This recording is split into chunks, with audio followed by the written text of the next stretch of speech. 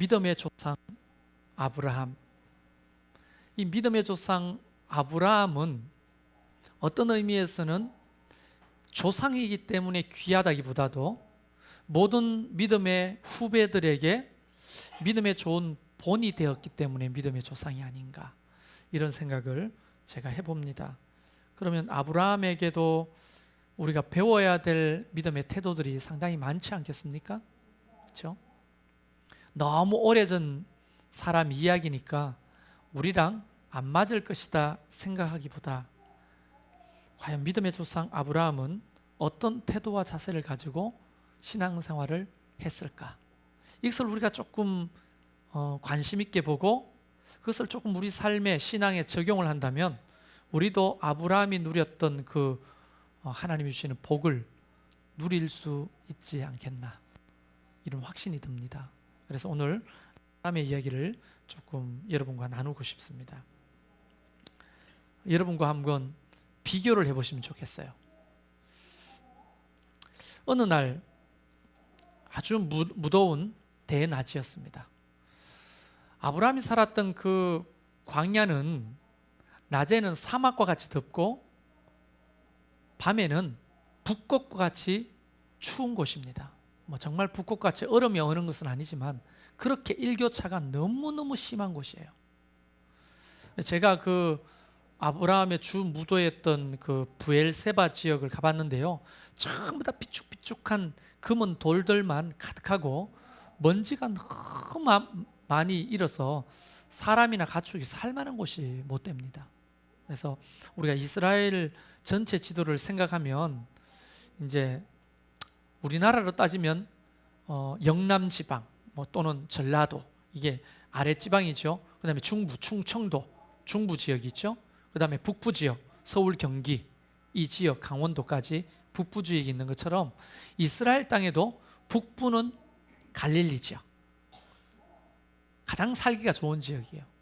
그리고 중부 지역은 사마리아 지역, 그 다음에 남부 지역은 유다 지역입니다. 유대 지역. 예루살렘 수도는 어디냐면 이 가장 남부 유대 지역에 있는 겁니다. 그래서 유대 광야입니다. 그 주변이. 근데 그 유대 광야에 남부 지방이라고 할 수 없는, 사람이 살 수 없는 가장 밑쪽에 거의 이스라엘의 땅끝 마을이라고 하는 곳이 브엘세바입니다. 그래서 브엘세바는 요즘으로 이야기하면 네게브 사막이에요. 네게브 사막. 물도 없고 풀도 없고 사람도 살지 못하는 그냥 돌짝밭이에요. 그런데 사람들이 너무 살지 못하는 그 네게브 지역에서 유다 지역으로 이렇게 올라오다 보면 점점점 풀이 듬성듬성 나기 시작합니다. 이제. 그리고 간혹 그런 나무들이, 가시나무들이 군데군데 나기 시작합니다. 그래서 그 사막이 끝나고 이제 풀과 나무가 자랄 쯤 되는 이 지역이 마므레 지역이에요. 마므레. 정확하게 말하면 헤브론이라고 하는 근처로 이제 추정이 됩니다. 그러니까 사람이 살 수 있는 데와 사람이 살 수 없는 경계 지역이 마므레 상수리 나무가 많았던 곳이다, 이렇게 보시면 됩니다. 그것도 여전히 너무 뜨겁고 힘들어서 낮에는요 가축도 힘들고 사람도 힘들어요. 어느 날 정오쯤 됐습니다. 햇볕이 가장 따가울 때 이글이글 거리는 그 아지랭이가 그냥 저 땅바닥 위에서 막 피어오릅니다. 마치 뭐라고 할까요?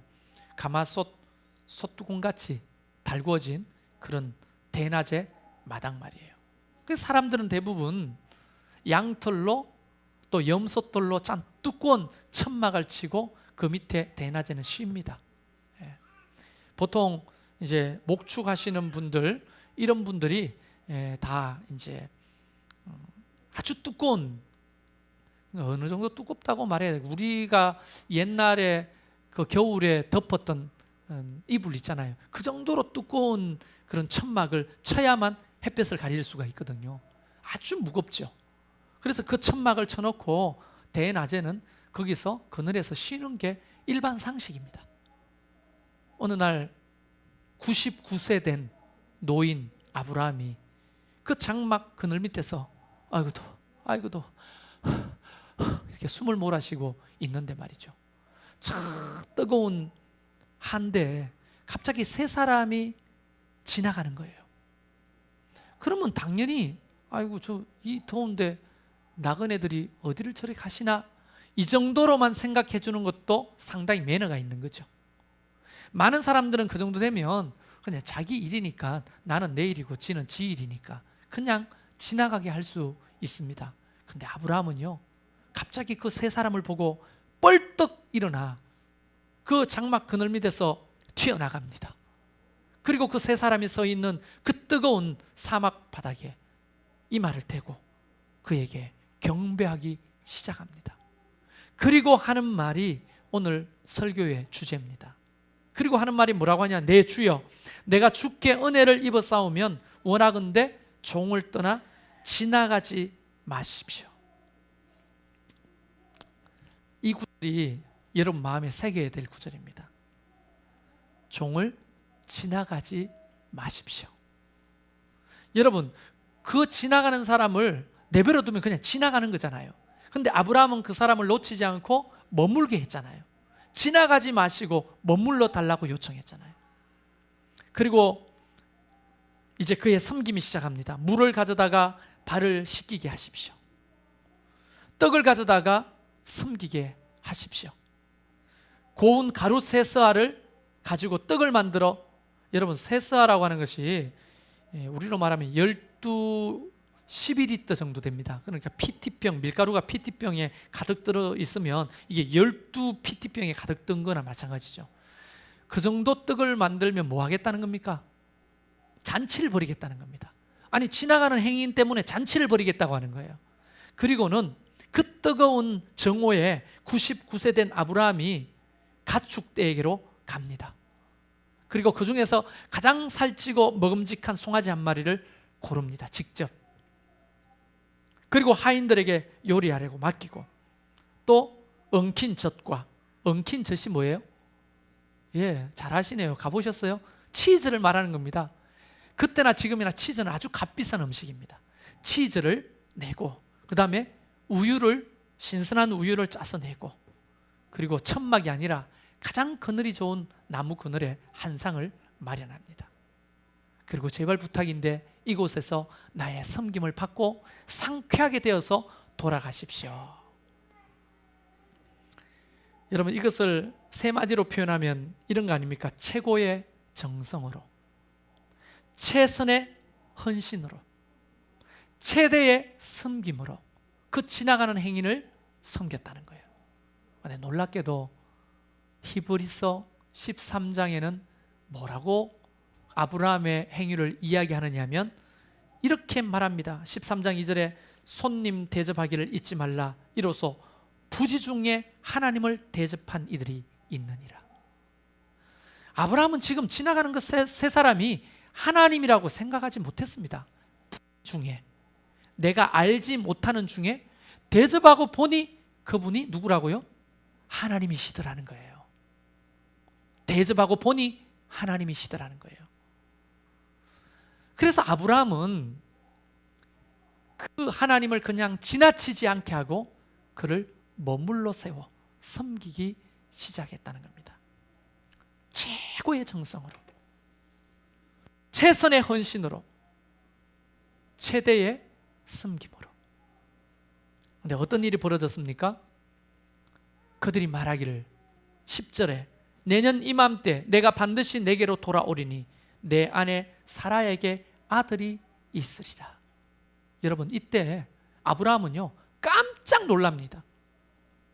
왜 깜짝 놀라냐면, 아니, 내 인생의 최대의 소원, 정말 간절히 원해도 이게 잘 이루어지지 않았던 너무나 강렬한 소원, 그걸 이분들이 어떻게 알지? 여러분, 아브라함이 75세 나이에 하나님의 부름을 받고 이렇게 콜링을 받죠. 본토, 친척, 아비집을 떠나라. 그런데요, 아브라함에게는 아주 인생에 큰 핸디캡이 하나 있었어요. 그게 뭐냐? 기업 물을 자가 없었다는 겁니다. 다시 말하면 이 유산과 이 가문을 이을 만한 아들이 없었다는 거예요. 하나님이 본토 친척 아비 집을 떠나라고 했는데 도저히 사라하고 맨몸으로 올 수가 없었어요. 왜냐하면 그렇게 강렬했어요. 하나님의 말씀을 어길 만큼 강렬한 소원이 있었어요. 그게 뭐예요? 자기 아들 문제잖아요. 없는 아들이 없다는 거. 그래서 할 수 없이 아들로 삼아야 되겠다 생각하고 누구를 데리고 나옵니까? 조카 롯을 데리고 나오는 거예요. 롯을. 그게 올무가 될지 누가 알았겠어요? 그만큼 강렬했다고. 하나님의 말씀을 어길 만큼 강렬한 소원. 그것이 아들의 문제예요. 아들이 있고 없고의 문제. 근데 데리고 나왔는데 결국은 둘이 싸워가지고 헤어졌죠? 조카 롯이 소돔과 고모라 땅을 선택했잖아요. 일가족이 다 죽고 어떻게 됩니까? 조카 부인은 소금 기둥이 돼버리고 정말 알거지가 돼가지고 겨우 몸만 살아나온 조카 롯을 보게 되는 거죠. 그래서 한쪽에 또 차선책을 가지고 있었죠. 아브라함은. 만약 조카 롯이 아들하기 싫어요 라고 하면 뭐라고 할 겁니까? 그래서 마음속에 아주 충실된 종이 한 명 있었죠. 엘리에셀이죠. 그 종을 내 양자로 삼아야 되겠다 하는 차선책까지 가지고 있었는데, 그런데 피도 안 섞인, 요즘은 뭐 그 입양하는 것이 일반화되어 있습니다만 피도 안 섞인 종놈을 내 기업 물을 자로 삼는다는 것은 뭔가 찝찝한 거예요. 아브라함이. 그러나 지금 롯도 그렇게 됐죠. 또 이 종도 아들 삼으려고 하니까 확신이 안 들죠. 그래서 어느 날 갑자기 사라가 조급해가지고 몸종을 내밀면서 나는 늙었으니 이 몸종을 취하여서 아들을 갖자고. 근데 아브라함이, 믿음의 조상 아브라함이 그 순간의 판단을 잘못하고 그 하가를 취하게 됐죠. 얻은 아들이 이스마엘입니다. 이스마엘이 인류 역사상의 올무가 될지 누가 알았어요? 근데 그 이스마엘을 놓고 자라는 걸 봅니다. 99세였으니까 열 몇 살쯤 된 거예요, 지금 이스마엘이. 그런데도 마음속에는 저게 내 아들인가? 하나님이 사라를 통해, 열국의 어미가 될 것이라고 하는 사라를 통해 준 아들이 아니기 때문에 뭔가 찝찝한 거예요, 이게. 이스마엘이라고 하는 소위 첩의 아들이 있었지만 그래도 적자가 아니니 마음에 늘 불편한 거예요. 아직 해결되지 않는 미해결된 이 소원이 99세 된 아브라함에게는 늘 부담감으로, 인생의 부담감으로 남아있는 거죠. 여러분, 이런 것들 여러분의 인생에 좀 있지 않습니까? 이렇게 한 거, 내 꿈이지만 이거는 이제 끝났어 하고 X표 쳐가지고 저 마음의 한 구석에, 창고에 집어넣어 놓지만 그 창고에 집어넣어둔 그 소원이 자꾸만 나한테 부담감을 주는 거예요. 이런 거 없어요? 제가 너무 어렵게 설명했나요? 예를 들어서 아주 한 예로 60이 다 돼가는 할머니도 아니고 아줌마도 아닌 분이 자기 손주를 보고 있었어요. 그런데 갑자기 자기 팔자가 안심스러운 거야. 내가 이 손주를 이렇게 보고 있다니, 내가 옛날만 하더라도 꿈이 가수였는데 그 애를 보면서 그 18살 때 가지고 있었던 가수의 꿈을 아직 잊지 않고 있는 거예요. 그런데 지금 60이 다 돼가는 이 아줌마한테 가수라는 게 가능이나 한 일입니까? 여러분, 99세 되고 부인이 89세예요. 사라가 89세 할머니가 애 놓는 게 쉬워요? 60세 된 아주머니가 가수 되는 게 쉬워요? 네? 아니, 가수 되는 게 쉽죠, 사실. 그런 거 있잖아요. 아주 작은 거는 그런 거, 여러분이 꿈꾸고 있는 그러나 불가능해 보이는 많은 소원들, 이런 것들이 아브라함처럼 다 여러분의 가슴 한켠에 있을 거란 말이에요.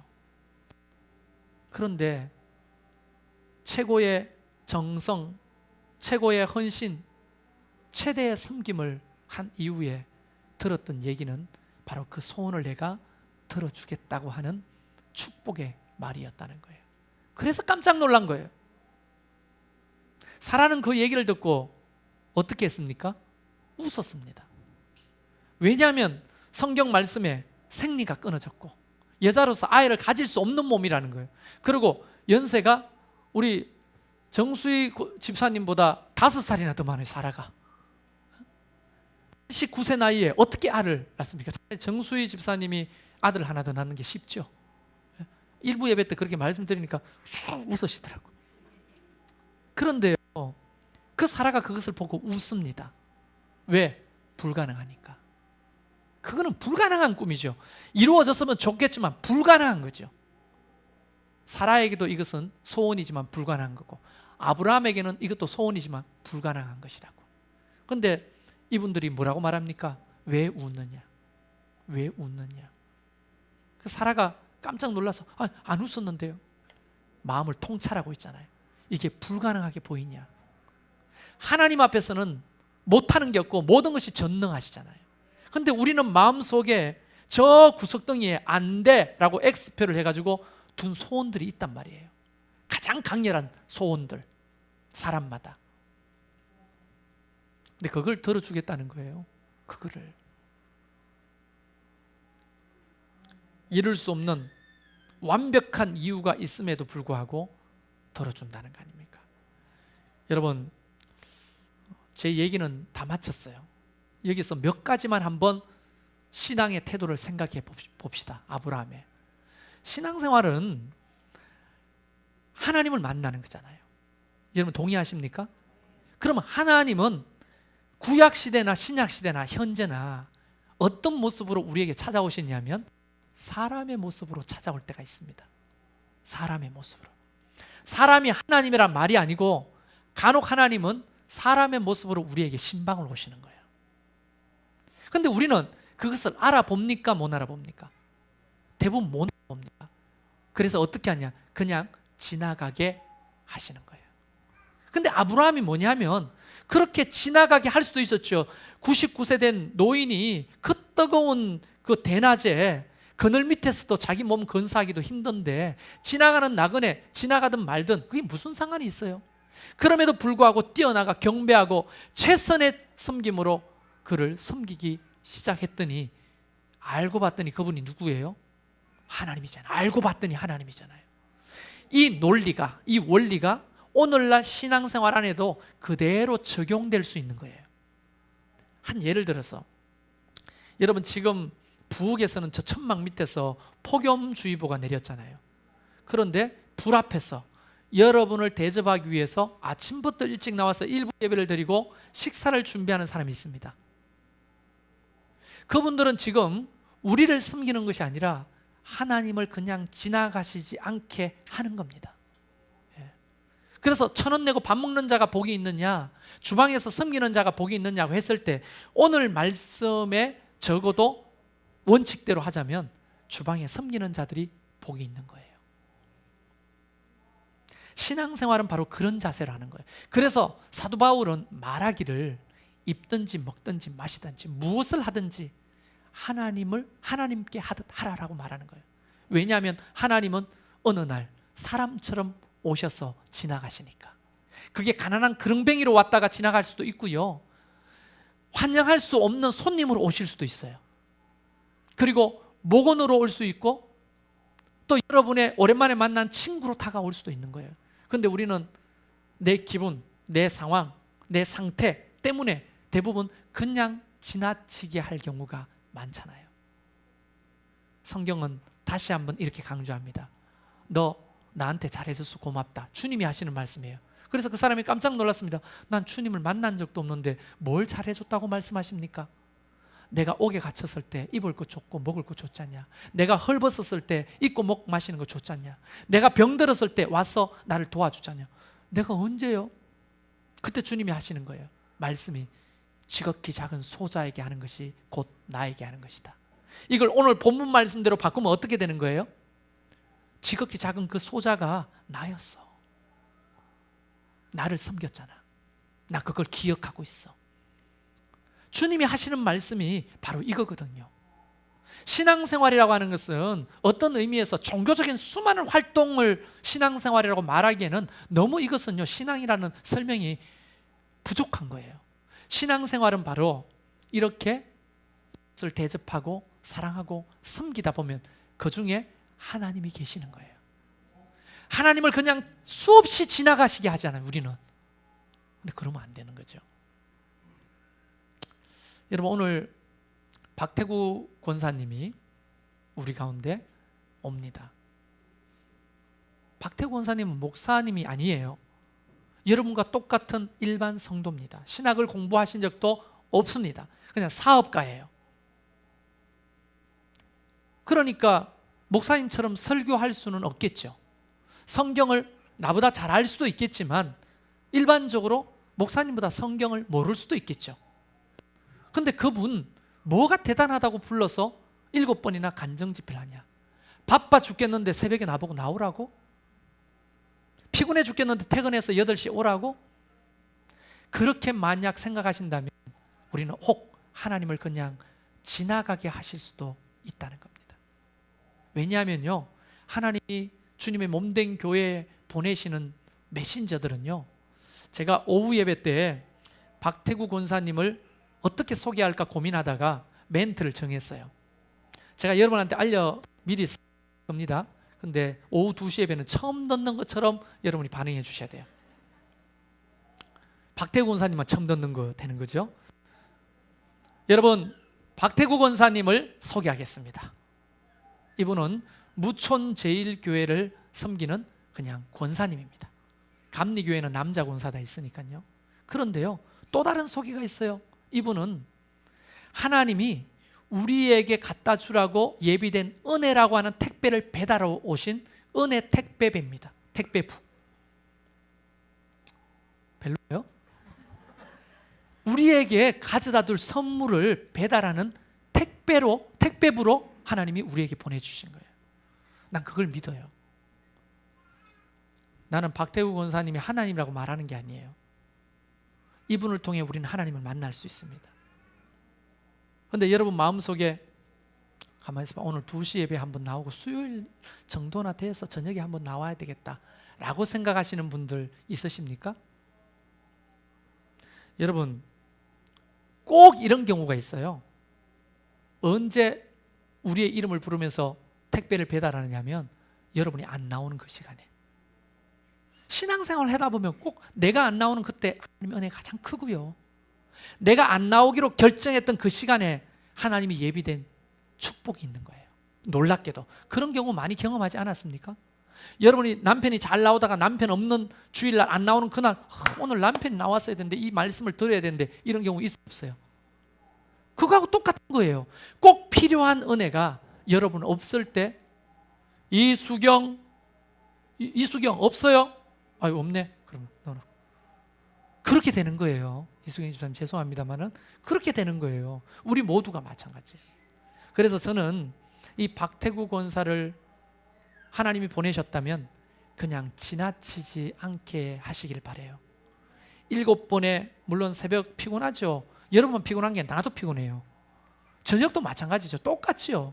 그러나 이 7번의 집회를 놓치지 말고 언제 어느 시간에 나의 이름을 부르며 나에게 주실 그 택배를 배달할지 아무도 모르잖아요.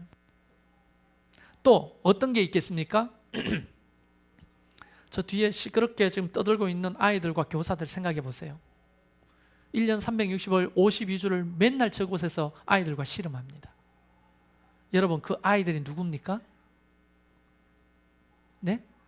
바로 하나님인 거예요. 하나님. 그렇게 아이들을 섬기다 보면 그 속에서 하나님이 뭐라고 말하냐면, 너 나에게 최고의 사랑으로 섬겨주지 않았냐? 내가 힘들고 어려울 때 나를 위해 기도해 주지 않았냐? 내가 교회 나가기 싫을 때 전화해서 신방해 주지 않았냐? 나 그거 다 기억한다? 이렇게 말씀하시는 거예요. 지금 아브라함에게 하나님이 그렇게 하고 계시는 거예요.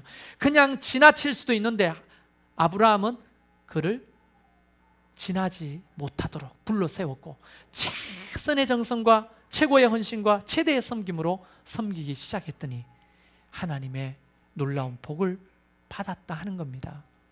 여러분, 이렇게 따지자면 우리의 신앙생활 속에 적용해야 될 것이 얼마나 많습니까? 우리에게 오는 놀라운 복, 만약에 이 사람들이 그냥 지나갔다면 이삭이 있었겠어요? 이삭은 물 건너가는 꽝인 겁니다. 이들을 불러 세웠고 신방온 이 사람들이 하나님인 줄 누가 알았겠어요? 그런데 최선을 다해서 그를 섬겼더니 그분이 하나님이시더라는 거예요. 교회 일을 하는 것도 마찬가지고요, 사람을 섬기는 것도 마찬가지고, 목장에서 목장 모임을 하는데 목원들이 오잖아요. 오늘도 부담스럽지만 내 집을 오픈하고 음식을 차려서 대접하고 함께 식사를 하는 것이 부담스럽지만 바로 그 사람들이 하나님이라는 사실을 기억하십시오. 그러다 보면 우리에게 한량없는 은혜, 내가 정말 불가능하다고 생각했던 그 소원함이 하나님의 은혜로 풀어지고 해결되는 그런 복이 있는 거예요. 신앙생활은 바로 이렇게 하는 겁니다. 아브라함처럼요. 현대하고 그때하고는 달라요? 우리의 감정과 상태가 중요하죠? 하나님이 여러분의 감정과 상태를 존중하지 않을 것 같습니까? 존중하시죠. 왜 안 하겠어요? 이해하시죠. 이해를 못 하시는 게 아니죠. 얼마든지 이해하시죠. 그러나 그 은혜는 못 가지는 겁니다. 우리가 열정적으로 아브라함처럼 뛰어나가 경배하고 그들을 불러 세우고 지나가지 못하도록 하는 이 신앙생활이 곳곳에 필요한 거예요. 교회 안에 봉사에도 필요한 거고, 또 여러분이 섬기는 목원들에게도 필요한 거고, 여러분과 그냥 다마나 사이로 살아가는 이웃에게도 필요한 거고, 혹 오랜만에 오는 가족들이나 형제들에게도 필요한 거고, 여러분이 목장에서 섬기는 그 봉사처소에 우리 할머니 할아버지한테도 필요한 거고, 모든 영역에서 마찬가지라는 거예요. 간혹 보면 깐지에 똥을 치우시는 성도들이 있습니다. 지나가다가 똥 쌌네? 그리고 치우는 분이 있습니다. 저는 믿어요. 그 작은 일에도 하나님은 기억하셔요. 하나님의 성전을 깨끗하게 하려고 하는 그 착한 마음을 기억하신다고 믿어요. 그래서 오늘 핵심은 다른 게 아니에요. 하나님을 그냥 지나가게 하지 말자는 겁니다. 신앙생활에 하나님이라 생각하고 섬기기 시작하면 그분이 곧 하나님을 섬기는 것이 되는 거예요. 그러다 보면 하나님이 예비하신 복을 누리고 은혜를 누리고, 그때 간증이 생기는 거예요. 여러분, 박태구 권사 간증을 보시면 알겠지만 저도 들어본 적이 없어요. 그러나 추측을 해봅니다. 내 말이 틀릴 수 있지만 한번 들어보세요. 틀렸는지 안 틀렸는지. 그분은 분명히 간증할 때 하나님을 만났다고 해요. 오늘 주보에 보면 오후 예배 주보가 뭡니까? 나를 만나주신 주님 아닙니까? 나를 만난 주님 어떻게 만났을까요? 그냥 지나가지 않게 하셨다는 거예요. 그랬더니 하나님이 자기를 구원하시고 건져주시고 복을 주셨다는 그 이야기를 하는 거잖아요. 그러면 아브라함이나 박태구 권사나 똑같은 원리가 작동한다는 거잖아요. 그럼 우리에게는 안 할까요? 어떻게 생각하세요? 우리의 신앙생활은 그게 작동 안 할까요? 특별하기 때문에 그 사람에게만 작동하는 게 아니잖아요. 우리에게도 그 원리와 원칙이 작동하는 거잖아요. 그럼 누가 그 말씀대로 순종하느냐에 따라 신앙과 인생은 달라질 거라고 생각이 드는 겁니다. 이런 아브라함의 태도와 자세가 하나님을 기쁘게 하고 하나님을 감동시키면 하나님은 여러분을 감동시킵니다. 할렐루야. 자, 우리 주변에 그냥 지나가는 하나님이 무엇이 있는지 한번 생각하면서 이 찬양을 주님 앞에 올려드립시다.